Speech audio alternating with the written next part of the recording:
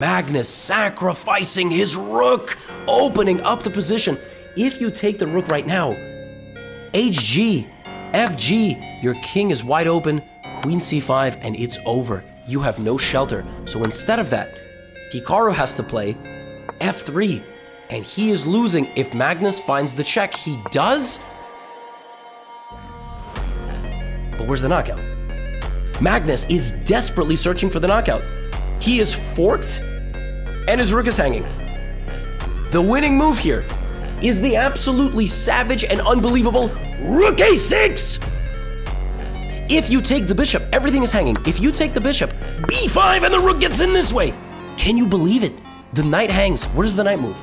If the knight goes to d2, you disconnect everything, h takes g3. There is a queen ready to infiltrate against the king. White doesn't have enough time. Magnus needed to play rook a6 and b5. There are a couple of other moves, but he thinks for a minute. He goes back to a8. And all of a sudden, it's white who is better, but not for long. In a crazy moment, Hikaru plays e4, and all of a sudden, we have h takes g3, another brilliant move, sacrificing his knight. He's sacrificing the knight to open up the h file and have bishop takes e4, but Magnus only has 20 seconds. Hikaru has a minute and 24 on the clock, and he trades off the bishop. Bishop takes, pawn takes, knight into e3. Oh my goodness, pawn to g2 is a check. This pawn is there, but the pawns are in the way of the pieces. You needed the queen or the rook to be leading the attack, not the pawns. Rook g1, and now Magnus is winning. If he plays the move h4, he does c4. And Magnus needs to play f6.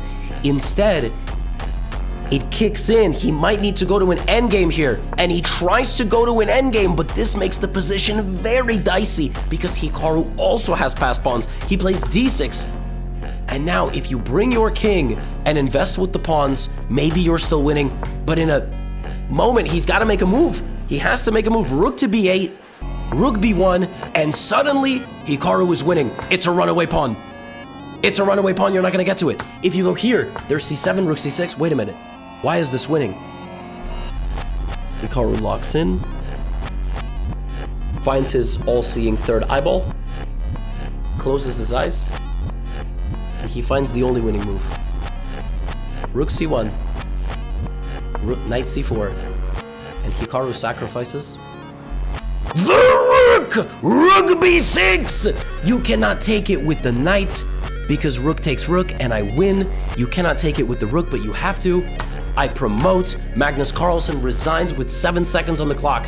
Oh my goodness, what a game!